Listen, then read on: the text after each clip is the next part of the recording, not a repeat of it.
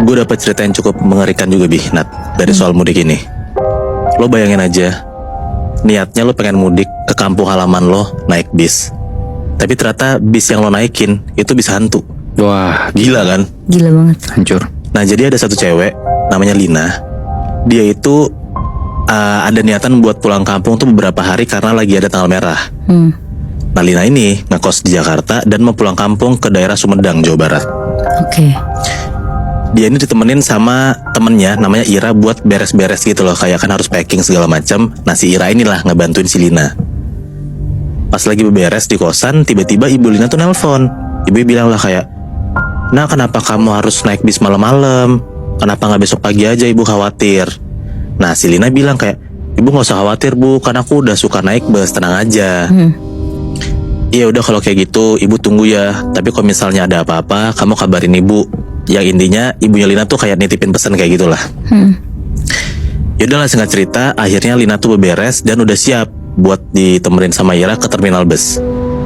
Lina itu nyampe di terminal bus sekitar jam setengah 12 malam dan pergi ke tempat bus yang ngetem gitu loh. Jadi kan terminal gede kan. Iya. Nah dia tahu tuh kalau misalnya bisnya tuh misalnya di ujung sana, di jalan sana.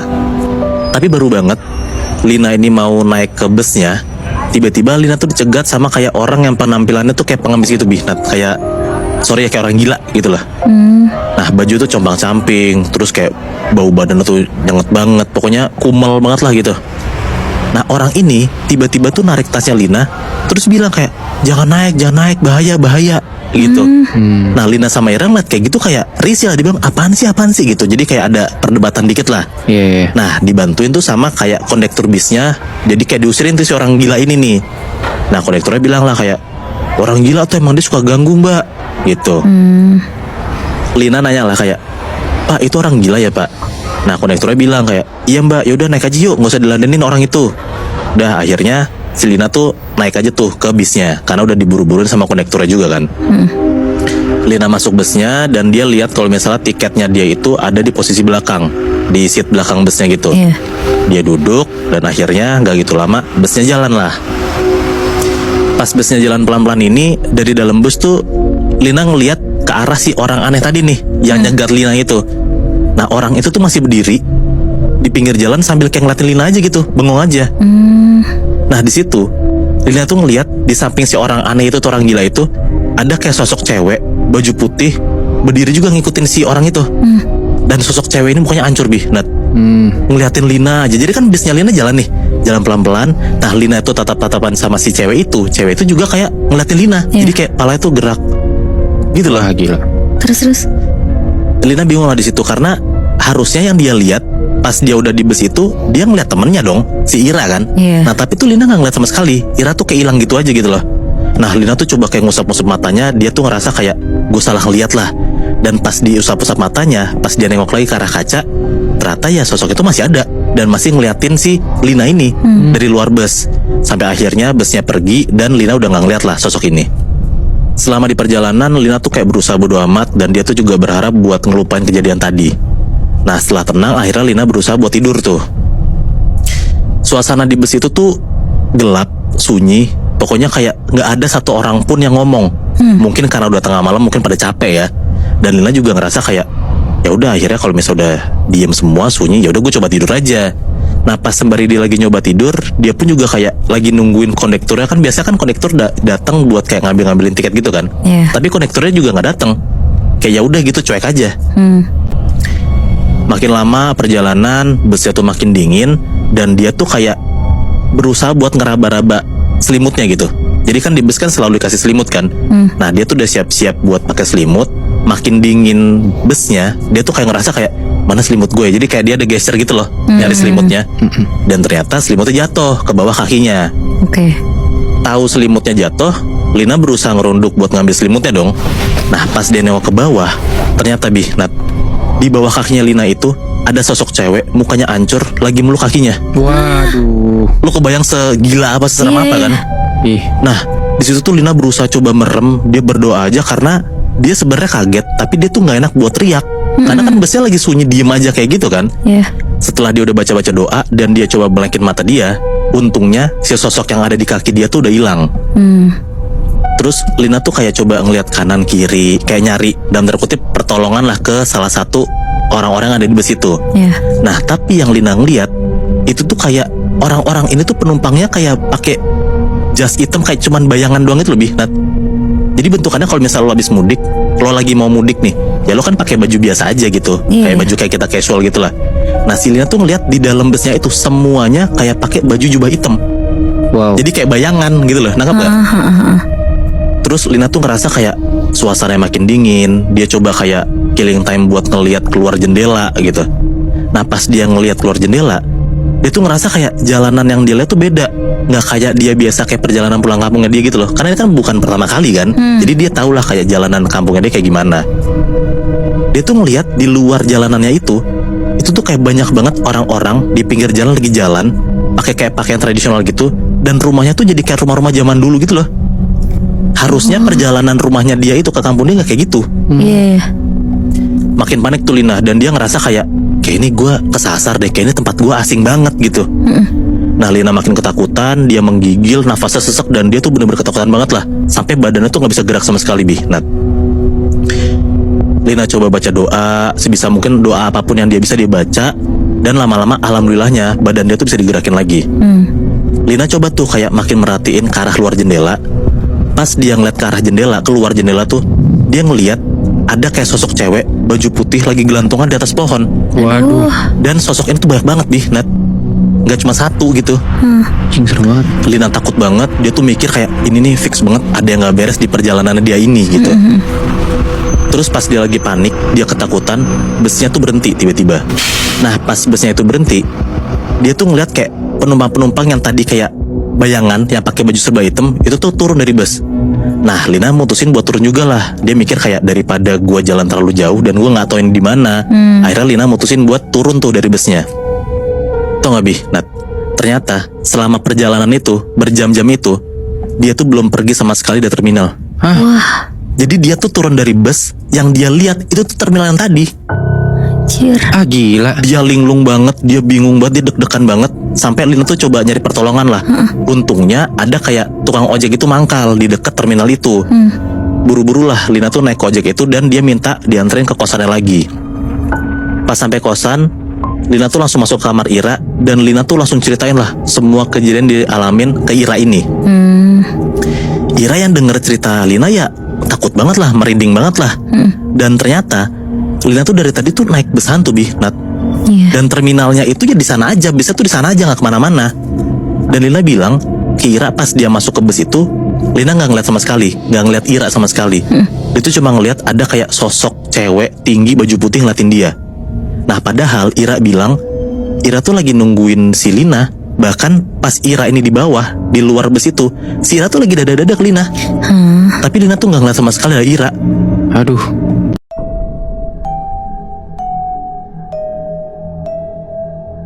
Nat, Moy, gue udah cerita tentang satu orang cewek, anak kecil, yang dari kecil dia udah dijadiin tumbal. Hah? Kok bisa? Itu dia. Sampai akhirnya si cewek ini dimasukin ke dalam satu pesantren. Ini cerita udah gue catat di dalam catatan gue ya. Jadi kita sebut aja nama si anak cewek ini Ria.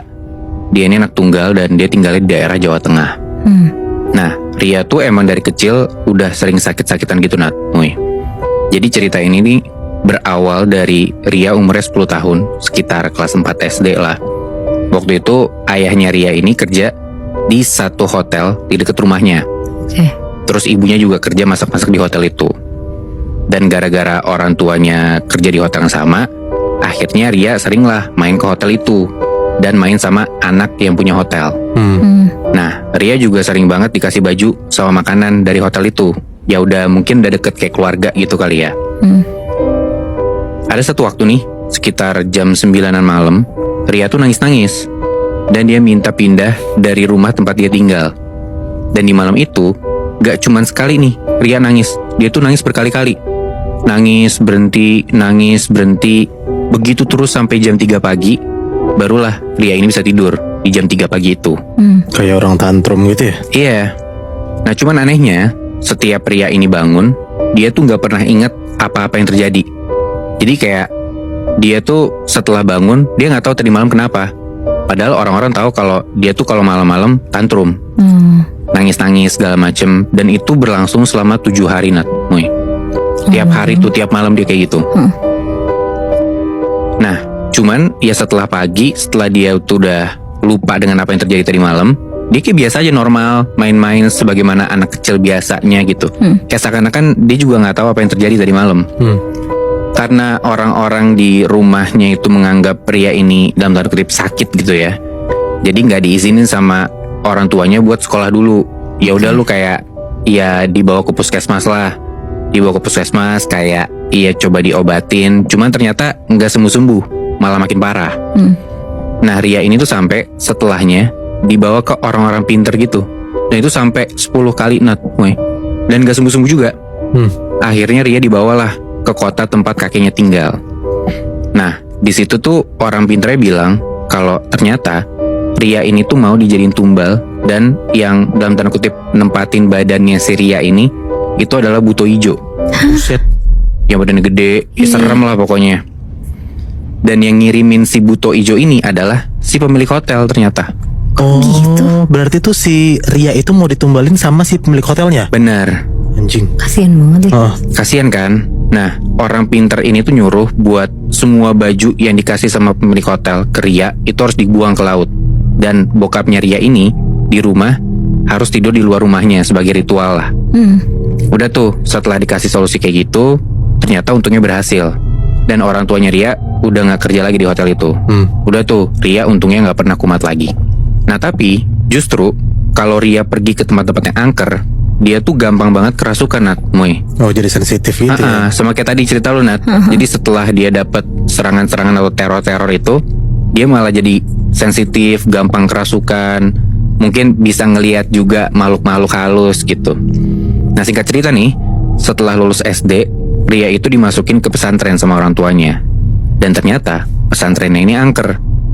Jadi Ria tuh sering ngelihat makhluk gaib di lorong pesantrennya dia. Sampai pernah ada satu kejadian, pesantren kan kalau tidur barengan gitu ya, ya kan rame-rame gitu ya. Ria ini dan temannya tuh tidur di samping mereka. Ada satu malam itu mereka tidur barengan sama pocong Nat. Tiba-tiba aja itu dia juga nggak tahu, mungkin karena emang pesantrennya angker kali ya. Dan pocong ini mukanya hancur banget. Mampus. Hancur itu. Ada satu waktu lagi di satu malam, di dalam satu ruangan nih, bukan ruangan kamar ya, di satu ruangan di pesantren ini, Ria ngelihat ada sosok cewek duduk di depan lemari. Ria kira itu mungkin salah satu santri. Jadi dia coba panggil tuh. Dicoba panggil berkali-kali, gak nyaut-nyaut nih si cewek ini. Dia diemin beberapa saat. Dia dari luar ruangan nih ngelihat ke dalam ruangan itu, ke dalam ruangan si tempat cewek duduk itu. Tiba-tiba dari dalam ruangan itu ada suara kuntilanak ketawa. Aduh. Dan makin lama suaranya itu makin kenceng.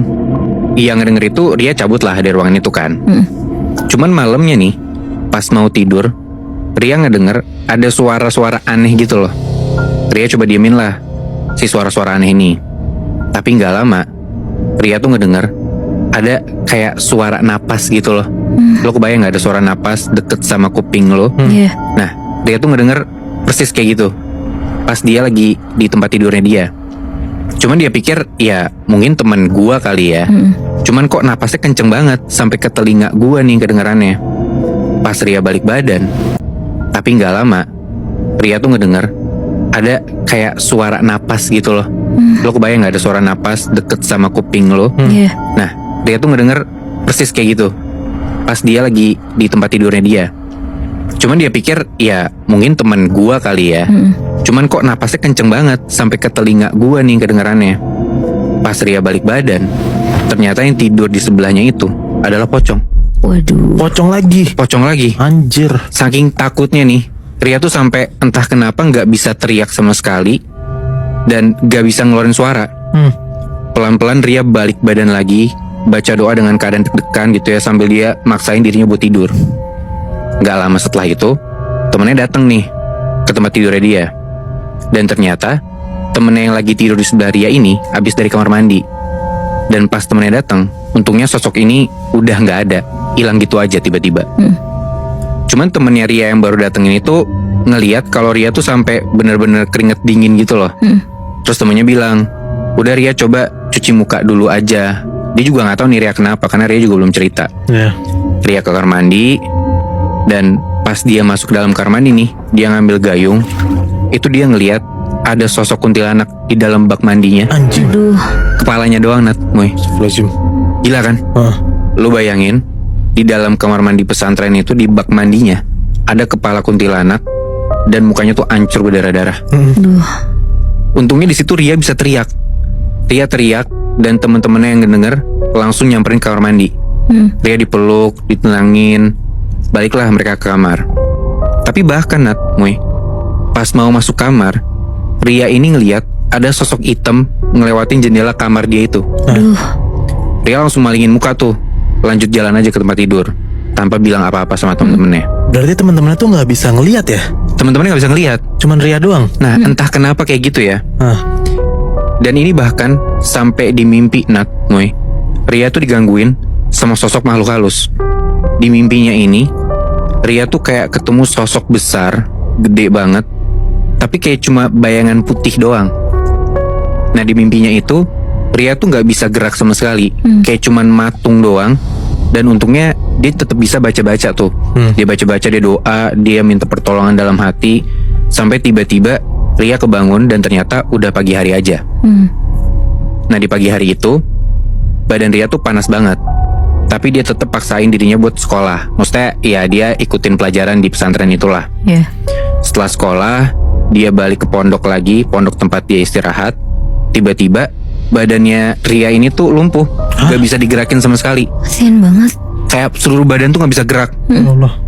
Dibawa tuh Ria ke rumah sakit, diperiksa, di ronsen. Ternyata tulang punggungnya Ria tuh kayak ada yang kejepit gitu loh. Ria dikasih perawatan tuh beberapa lama, sampai akhirnya dia udah bisa pulang dari rumah sakit. Badannya udah bisa gerak lagi, tapi Ria tuh masih sering pinggangnya tuh sakit. Jadi belum sembuh banget dong, ya kan? Coba ditanyain lah ke ibunya si Ria ini. Dan setelah ibunya nyari solusi, ketemu ada satu kerabat nyokapnya Ria ini punya kenalan kiai di Surabaya yang sering nyembuhin orang. Dan di saat itu, pas udah ketemu nih, padahal kiai ini belum pernah ke desanya Ria, belum pernah sama sekali ketemu sama Ria, tapi beliau tuh entah kenapa, entah gimana caranya, dia tahu letak rumah yang mau jadiin Ria tumbal. Wow. Jadi belum pernah ketemu nih, tiba-tiba udah tahu lu tuh ada yang numbalin, ada orang yang numbalin lu. Nah, dan itu orangnya tuh masih sama orang yang punya hotel. Anjir. Masih aja ya, Vi? Itu dia makanya pergi tuh akhirnya Ria sekeluarga ke Surabaya lah. Maksudnya setelah ketemu sama kiainya tempatnya Ria, Ria dibawa ke Surabaya. Terus kayak semacam diruqyah gitulah sama kiainya ini. Dan kiainya bilang, ternyata setelah dulu buto ijonya tuh diusir dari badan Ria, si orang ini nih, orang yang mau numbalin Ria, itu tuh diem-diem naruh buaya putih yang baru lahir di punggungnya Ria. Sampai Ria tumbuh besar di pesantren itu, buaya itu pun ikut besar juga, kayak ikut tumbuh bareng Ria gitu loh. Di dalam badannya si Ria. Di dalam badannya Ria, tepatnya di punggungnya dia ya. Anjir. Dan katanya panjangnya sampai 4 meter, Nat, Moy. Gila. Udah tuh setelah diruqyah, akhirnya untungnya nih ya, Ria pelan-pelan secara bertahap bisa sembuh. Gila. Gue penasaran kayak alasannya kenapa si pemilik hotel numbalin Ria tuh. Lo tau gak, Bi? Nah, itu juga gue gak dapet ceritanya, Moy. Gue juga penasaran sih, karena kenapa ya? Iya. Dia numbalin anak kecil kan? Iya, masalahnya apa ngejar sampai pesantren, gila. Dan akhirnya si buaya putih itu tuh keluar gak sih, Bi, dari badannya si Ria? Untungnya iya, karena Bisa. pelan-pelan dari cerita yang gue dapet ya, pelan-pelan Ria bisa sembuh sih.